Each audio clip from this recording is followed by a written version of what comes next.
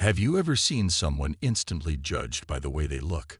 Have you wondered how many people are underestimated every day just because of their age, their appearance, or the color of their skin? Imagine watching someone mistreated, only for the people doing it to discover that this person holds power they could never have imagined. What do you think happens next? In this video, we're diving into a story that's about far more than just an arrest. It's about prejudice, hidden authority, and a shocking twist that no one saw coming. You're about to witness how two officers, blinded by their own biases, make a mistake that's about to change their lives. They think they're dealing with just an elderly black man, but they're in for a surprise that flips the script completely. Why should you keep watching? Because this isn't just any story. It's a true-to-life example of how easily people can make snap judgments without knowing the full picture. You'll learn how this man, quietly enduring the mistreatment, held a powerful secret that would make these officers question everything. This story shows us all that respect and dignity go beyond appearances, and that anyone, no matter who they seem to be, deserves to be seen for who they truly are. So, stay with us. By the end of this video, you'll see how one single revelation can shake the ground beneath those who think they're in control and leave a powerful message about the dangers of prejudice and the strength of character hidden in plain sight. This story is a wake-up call to look beyond appearances because, sometimes, the quietest people carry the most authority. It was a quiet afternoon in a small town, a day like any other. The streets were calm, the air filled with the sounds of passing cars and distant chatter. And then, at the corner of a modest street, two police officers spotted an elderly black man walking slowly along the sidewalk. At first glance, he seemed ordinary. No expensive clothes, no loud presence, just a calm, gentle expression as he moved. But that's all it took for the officers to make up their minds. To them, he looked like someone out of place, someone who didn't belong in this part of town. The officers exchanged a look, sharing a silent, unspoken decision. One of them nodded, and they decided to approach him. With the slightest look of annoyance, they got out of their car, their expressions hardening, preparing themselves as if they were about to deal with some major trouble. They didn't bother to wonder who he was or why he was there. They didn't stop to think beyond their own biases. The elderly man looked up as they approached, his expression calm, almost welcoming, but something in his eyes carried a quiet strength. He didn't appear worried or intimidated. He simply watched them, waiting patiently. But the officers didn't seem to notice his calm demeanor or the wisdom that his age clearly displayed. They had already decided what kind of man he was. As they came closer, they asked him questions, their tone sharp and suspicious. "What are you doing here?" one of them demanded, his voice laced with judgment. The elderly man answered politely, keeping his voice steady, but that wasn't enough for them. They probed further, almost as if trying to provoke him, hoping for a reaction that would justify their suspicion. But he stayed quiet, his responses short and respectful, not giving them what they seemed to want. And with every word he spoke, with every calm answer he gave, the officers grew more irritated. To them, he was nothing more than an elderly black man, someone who had no place to stand up to them or question their authority. They didn't know that, beneath his calmness, he held a powerful secret. To them, he was just a face, an appearance that fit into their narrow, misguided assumptions. But even as they questioned him, something in his gaze, a quiet dignity, hinted that he was used to a level of respect that they couldn't understand. The officers ignored this, dismissing him as insignificant. Their voices grew sharper, their questions more direct, their assumptions about him growing with each passing moment. He was patient, unmoved by their attempts to intimidate him. Yet he didn't reveal anything, didn't defend himself beyond the simple truth. To an onlooker, it might have seemed like a quiet exchange, an elderly man responding to two officers with an odd sense of peace. But beneath the surface, a silent tension was building, and only one of them knew just how close they were to crossing a line they'd soon regret. As the officers continued, they were unaware of the mistake they were making, unaware of the silent shift in power they were provoking. Here was a man who could end this entire ordeal with just a few words, but he chose silence, allowing their prejudice to reveal itself fully. They saw only what they wanted to see, too blinded by their assumptions to consider the possibility that they could be wrong. The scene was set. The officers, full of authority, and the elderly man, quietly bearing an authority of his own that they could not recognize. They couldn't see beyond their own prejudice, couldn't see that this man had experienced and seen far more than they ever would. And with every moment that passed, they were walking further into the trap of their own assumptions. Little did they know, they were standing before a man who had commanded respect from some of the highest ranks, a man whose authority far surpassed their own. The conversation grew more heated, though on the surface it may not have seemed like much. To the casual observer, it looked like a routine questioning. Two officers speaking to an elderly black man, asking questions with a little too much intensity. But underneath, an invisible storm was brewing. One of the officers stepped closer, his stance widening as he spoke, almost as if trying to assert dominance. The elderly man didn't flinch, meeting his gaze with the same calm expression, his voice steady as he answered each question, revealing nothing but polite responses. This patience, this quiet resolve, only seemed to irritate the officers even more. "Look, why don't you tell us the truth?" One of them pressed, his tone a mix of frustration and challenge.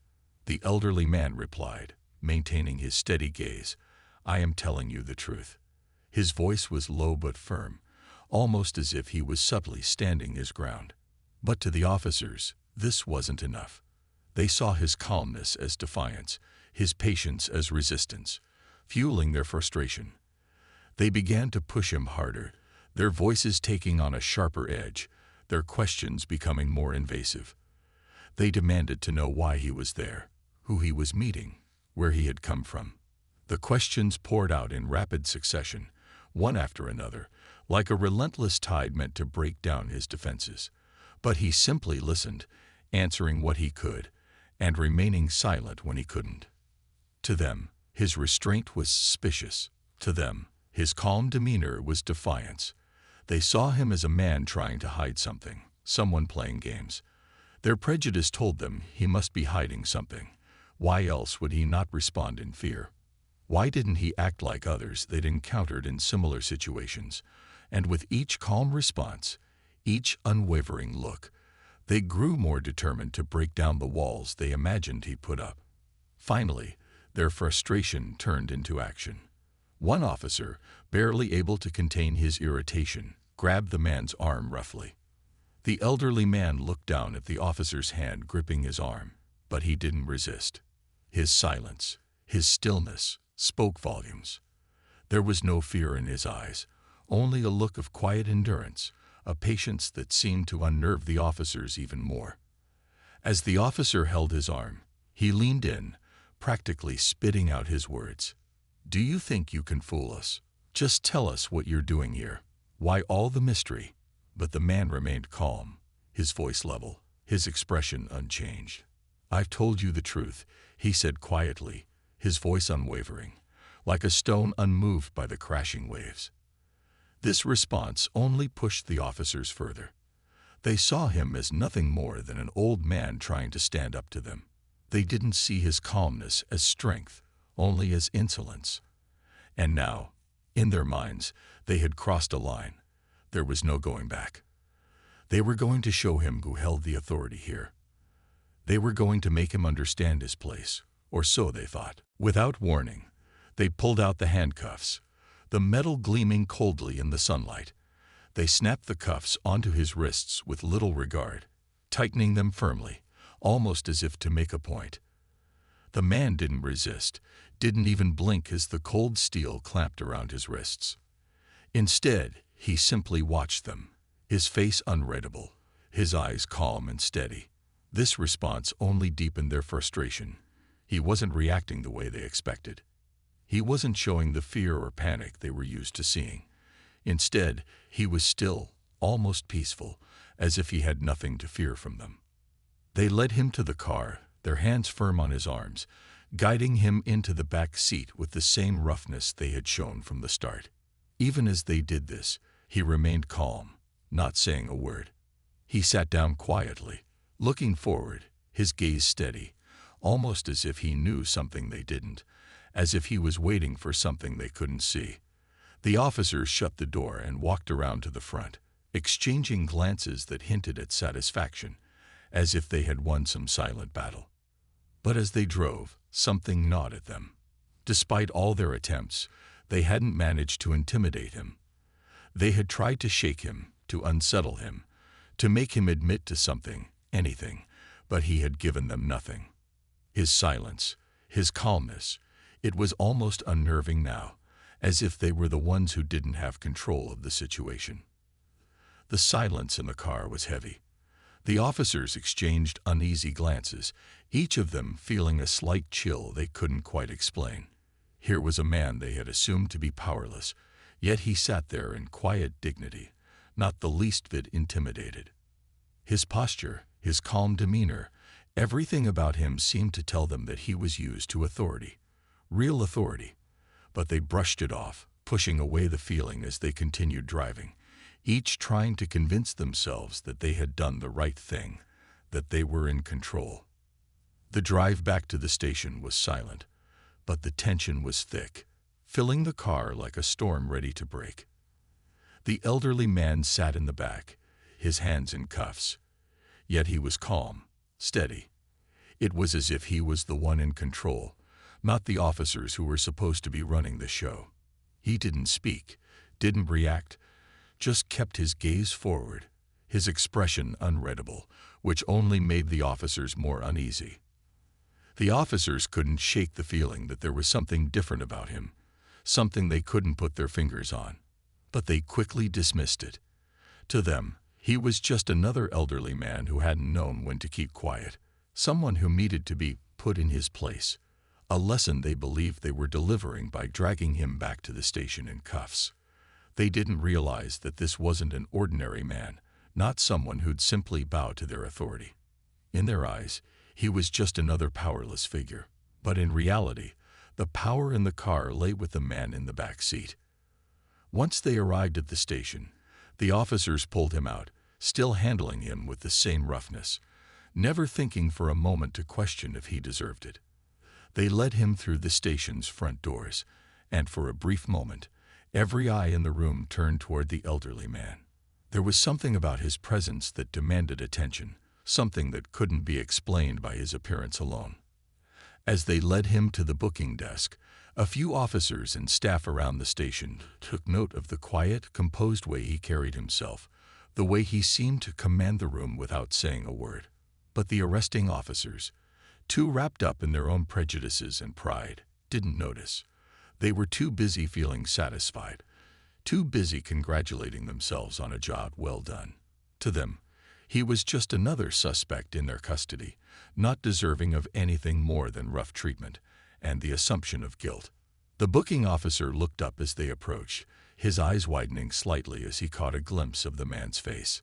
He couldn't place him, but there was a sense of familiarity, a feeling that this man wasn't just anybody. The elderly man didn't say a word, and yet there was an air of authority about him that made the booking officer hesitate. But the arresting officers ignored this. They insisted on pushing forward with the booking, ignoring any hint of doubt. To them, their job was almost done.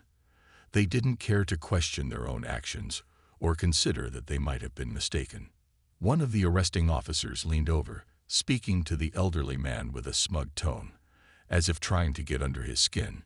"You thought you could just walk around like you owned the place, huh?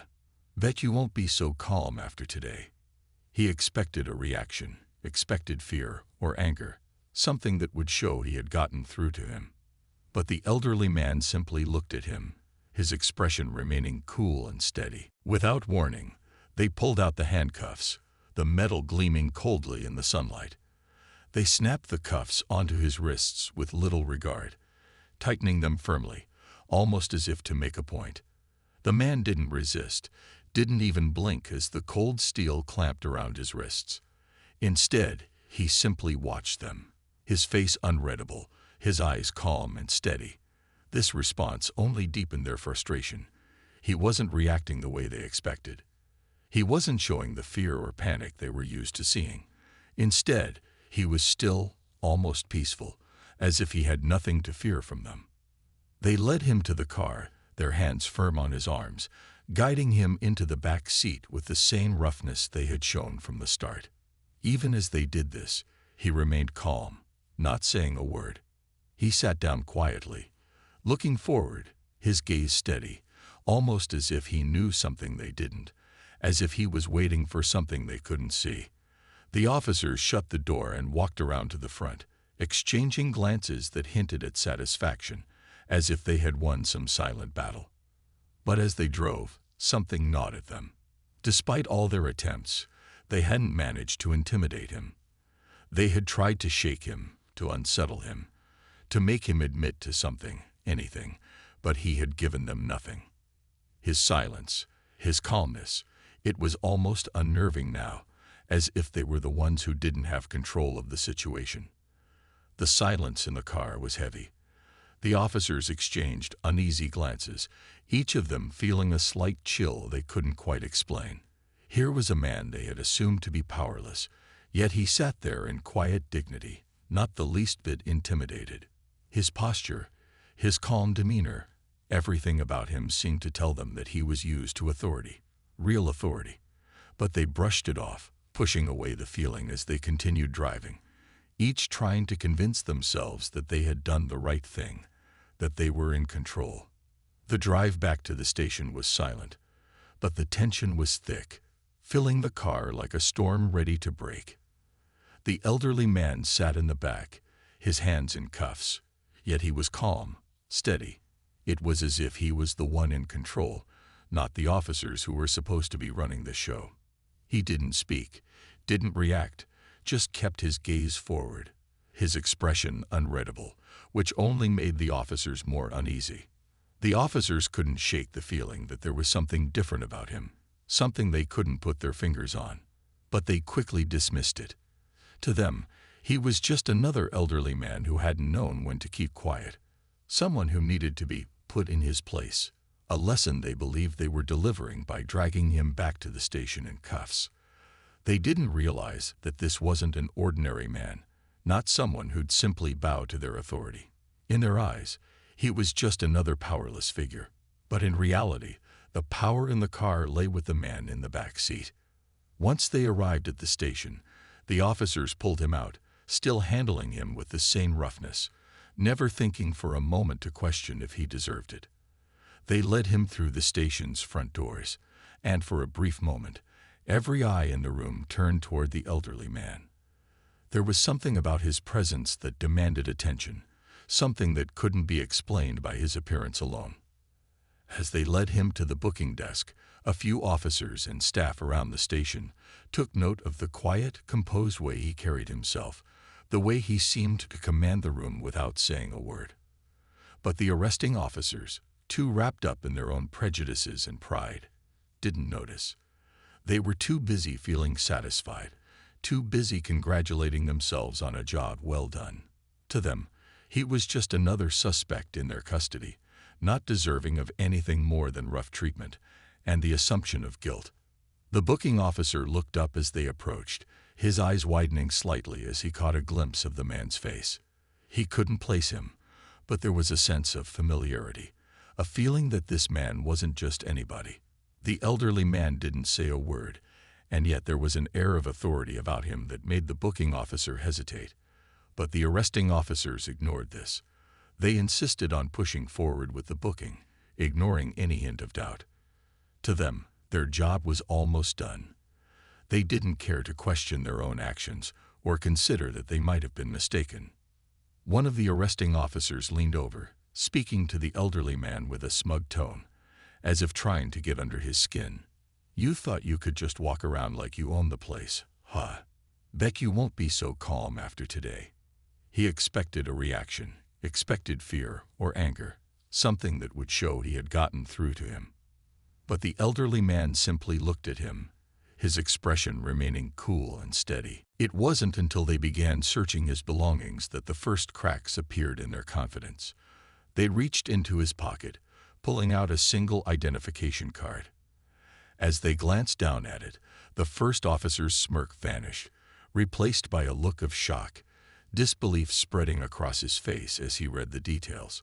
His hands froze, and he blinked, as if he couldn't trust what he was seeing.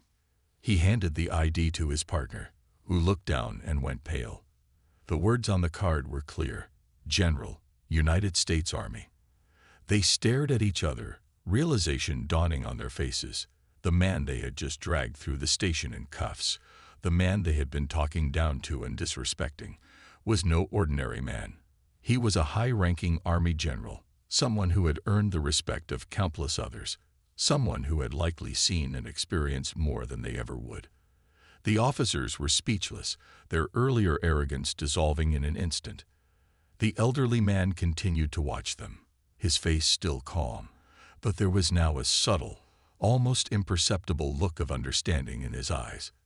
He had allowed them to reach this point, to see for themselves the consequences of their assumptions.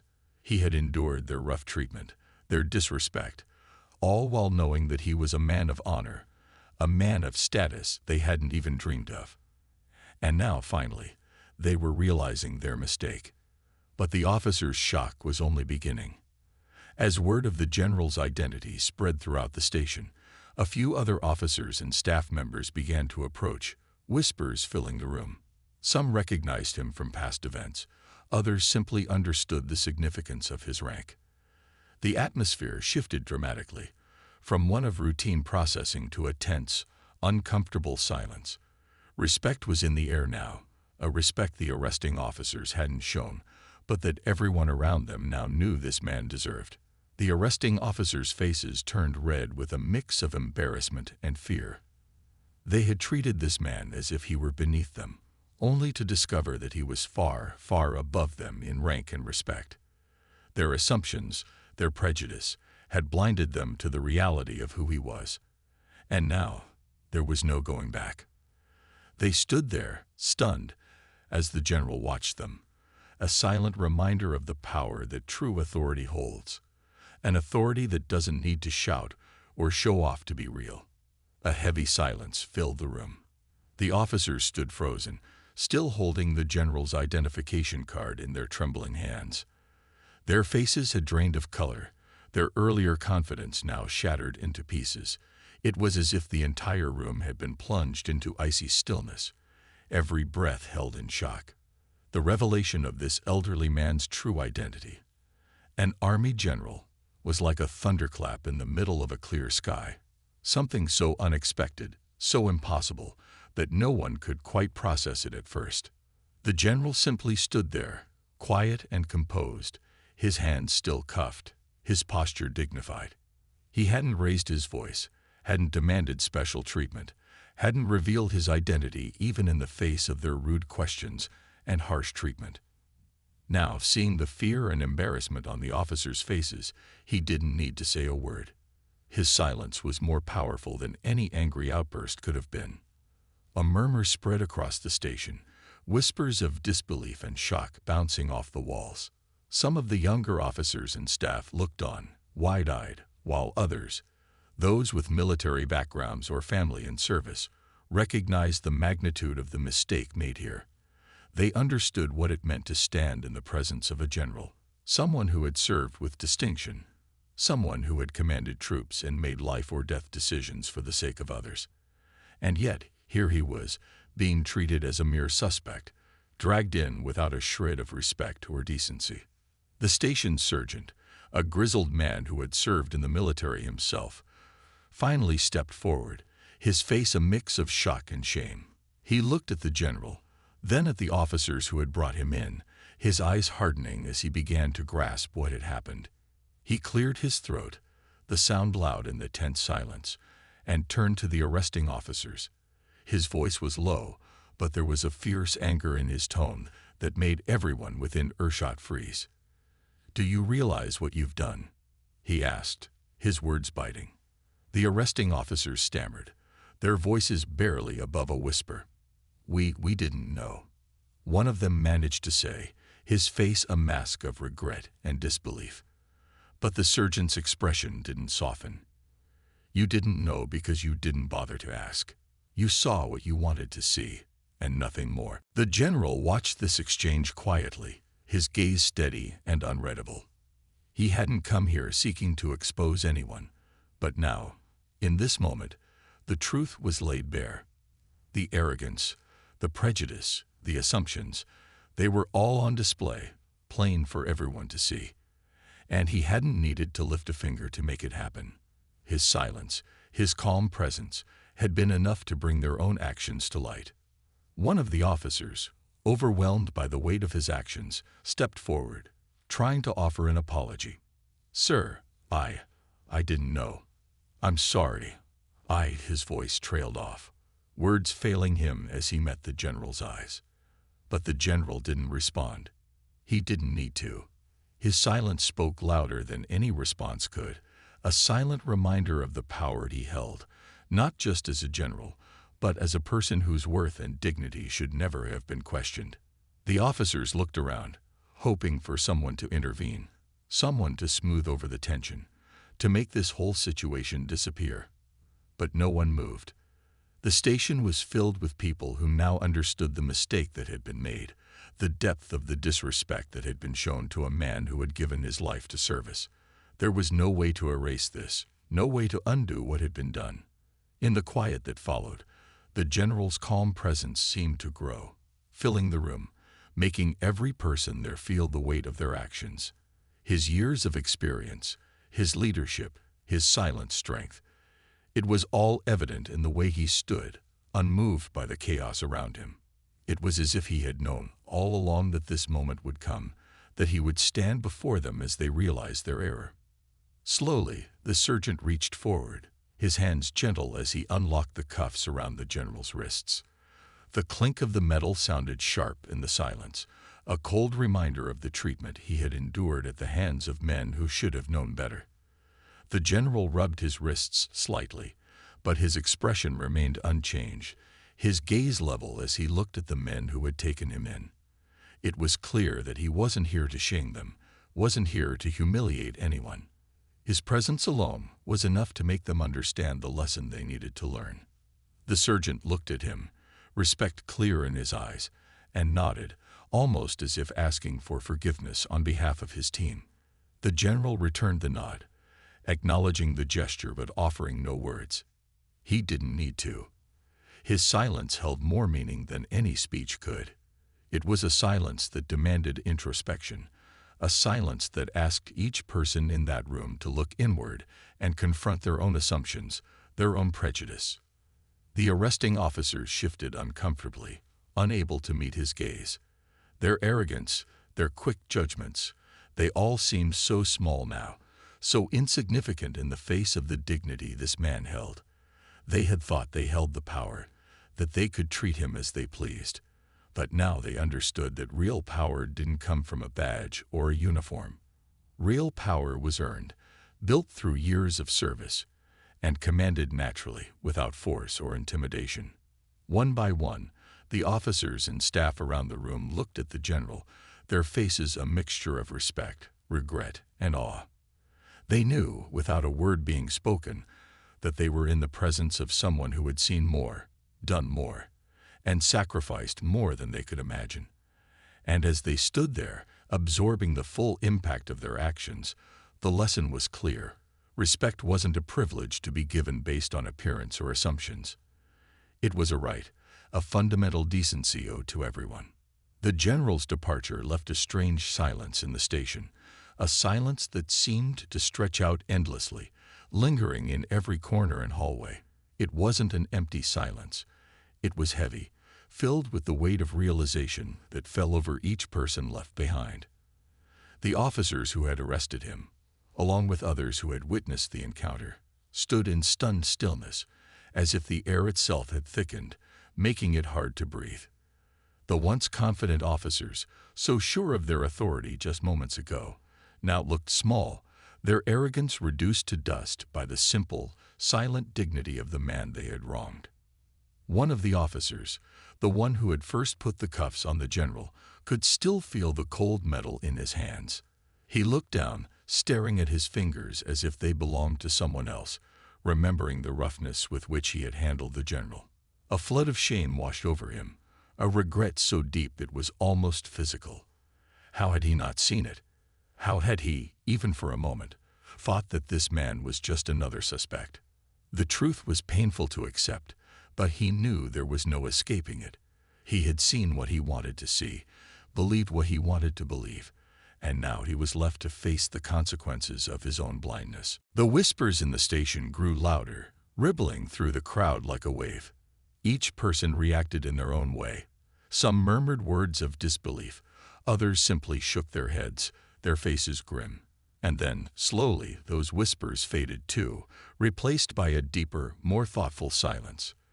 The people who had seen the general pass through those doors, who had seen his quiet strength and calm presence, were left with a feeling they couldn't quite name. It was as if they had been witnesses to something profound, something that went beyond the bounds of the usual authority and power dynamics they were used to.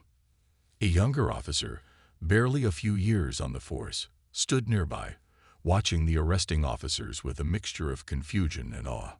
She hadn't been involved in the arrest, but she had seen it unfold, had seen the way they treated him, the assumptions they'd made. And now she felt a strange sense of guilt, as if she, too, was somehow responsible. She looked at the arresting officers, their faces still pale with the shock of what they'd done. And she knew that this was a moment they would never be able to erase from their memories.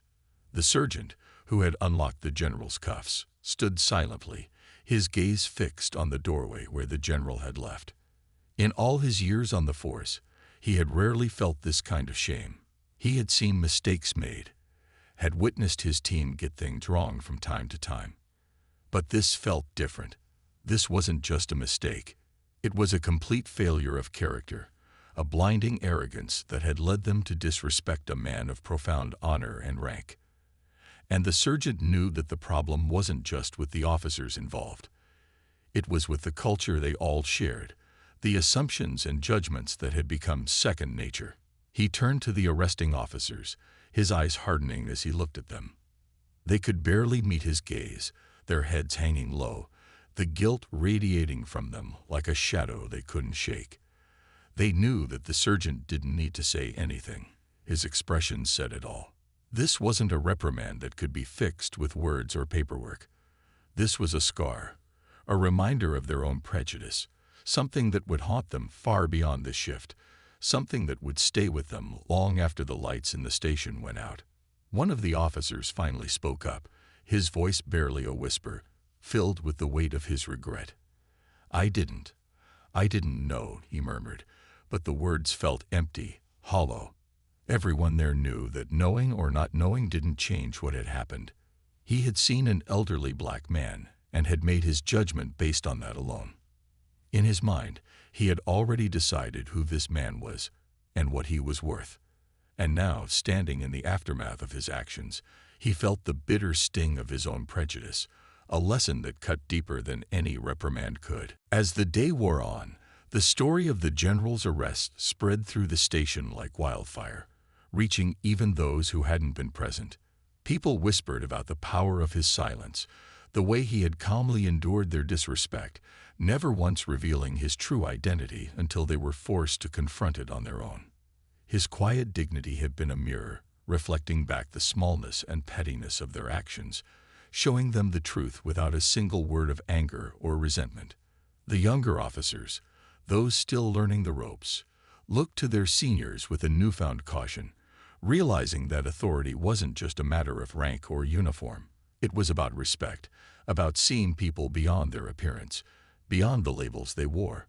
For the arresting officers, this experience was a painful lesson in humility, a reminder that their badges didn't give them the right to treat others as less than human.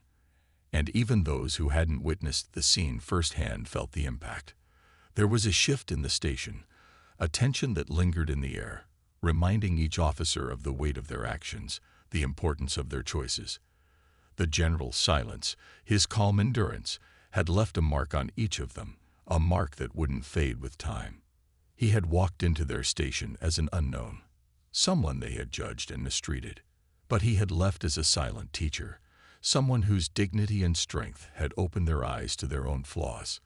The officers who had taken him in, the ones who had felt so powerful just hours before, were now left with a feeling of profound regret, a regret that couldn't be shaken off or ignored. They had seen themselves for who they truly were, and it wasn't a reflection they could easily forget. Each one of them knew that from this day forward, they would carry this experience with them, a constant reminder of the importance of humility, of respect, of seeing beyond their own assumptions. And as the station settled back into its usual routine, the impact of the general's visit remained. The arresting officers moved through the day like shadows, quieter, more thoughtful, their arrogance shattered. They had been humbled, shown the limits of their power by a man who had needed no words to remind them of his authority. They had been forced to confront their own biases, their own weaknesses, and in doing so, they had learned a lesson that would last a lifetime.